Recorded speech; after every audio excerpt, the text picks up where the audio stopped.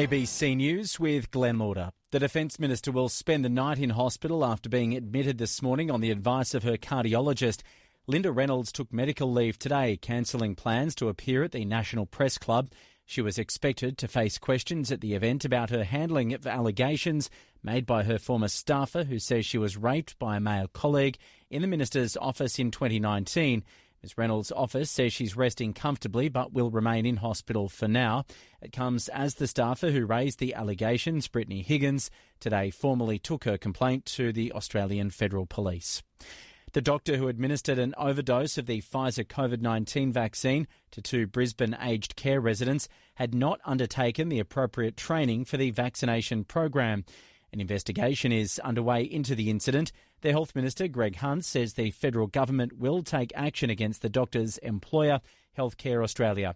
Each vial of the Pfizer vaccine contains 6 doses, and the two residents may have been given up to 4 times the recommended amount.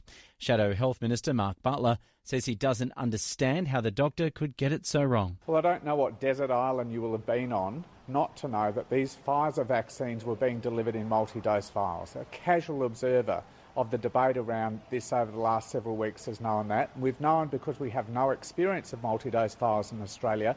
The High Court has found Western Australia's hard border with the rest of Australia was justified to prevent a potentially catastrophic event.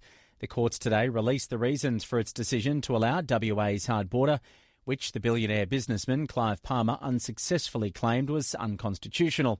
The judgment states there could be no doubt that a law restricting the movement of people into a state was a suitable way of preventing COVID-19 from entering a community.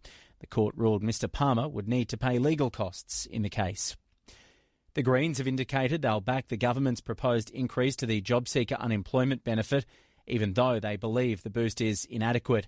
The government's announced it's increasing the allowance by $25 a week from April, taking the total weekly base payment to about $307.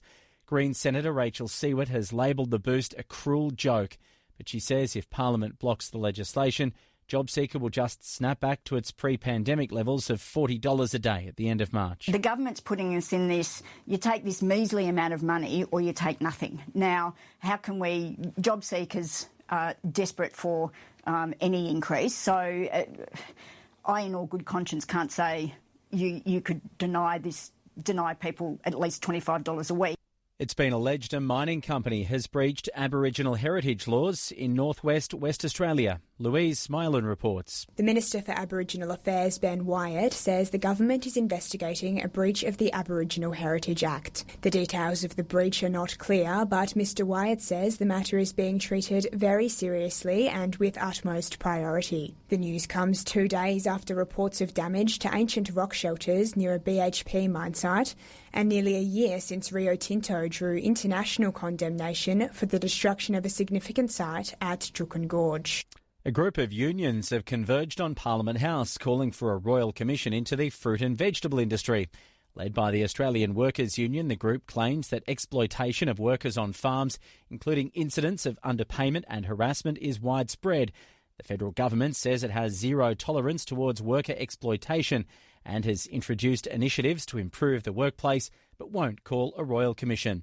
AWU National Secretary Dan Walton says past inquiries have failed to bring significant change. Well, what we hope to do is shine a spotlight into the deepest and darkest corners of this industry.